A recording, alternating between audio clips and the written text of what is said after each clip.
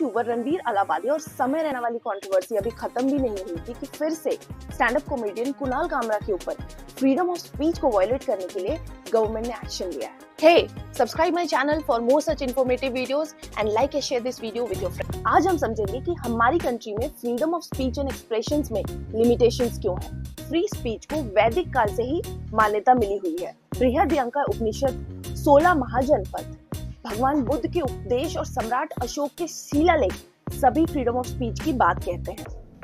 महाभारत में भी हमें फ्रीडम ऑफ स्पीच के इंसिडेंट्स देखने को मिल सकते हैं, जहाँ पर एक सुलभा नाम की तपस्विनी या साध्वी मिथिला नरेश राजा जनक के पास जाती हैं और मेन और वुमेन के डिफरेंट रोल्स इन सोसाइटी और दुनिया के बारे में एक फिलोसॉफिकल डिबेट करती हैं। नालंदा और विक्रमशिला यूनिवर्सिटीज में भी ओपन पब्लिक गैदरिंग्स और डिस्कशंस काफी कॉमन थी, जो मुगल काल तक चली।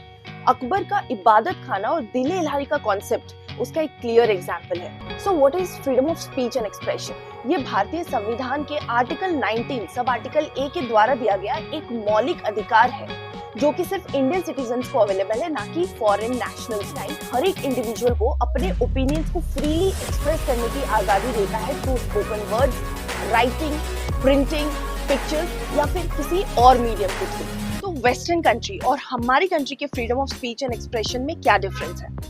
सोसाइटी में जो फ्री एक्सप्रेशन का स्ट्रगल है, उसे वेस्ट में डेमोक्रेसी से जोड़कर देखा गया। वहीं इंडियन ट्रेडिशन में इसे महत्व मिला जिज्ञासा की स्वतंत्रता के लिए, जहां लोग अपने अलग अलग ओपिनियंस, व्यूज सबके सामने व्यक्त कर सके, सामने रख सके। मेरा ये वीडियो भी उसी का एक एग्जाम्पल है। तो मुद्दा ये है कि why certain restrictions are necessary on freedom of speech and expression, specially in today's time. फिर से एंशिएंट टाइम में चलते हैं। याज्ञवल्क्य स्मृति, जो कि 3rd सेंचुरी का एक लीगल बुक है, उसके अनुसार अगर कोई भी व्यक्ति फिजिकली चैलेंज्ड और बीमार व्यक्ति को किसी भी तरह से, यानी स्पोकन वर्ड्स या किसी भी तरह डिपिक्ट करके उसका अपमान करता है या फिर उसे धोखा देता है, तो उसे 13 पाना, जो कि उस टाइम की एंशिएंट करेंसी थी, उतने की फाइन लगी। इवन ब्रिटिश एरा में भी 1927 में आईपीसी के अंदर सेक्शन 295A को इंक्लूड किया गया, जब इस किताब ने पंजाब प्रोविंस में दंगे करा दिए।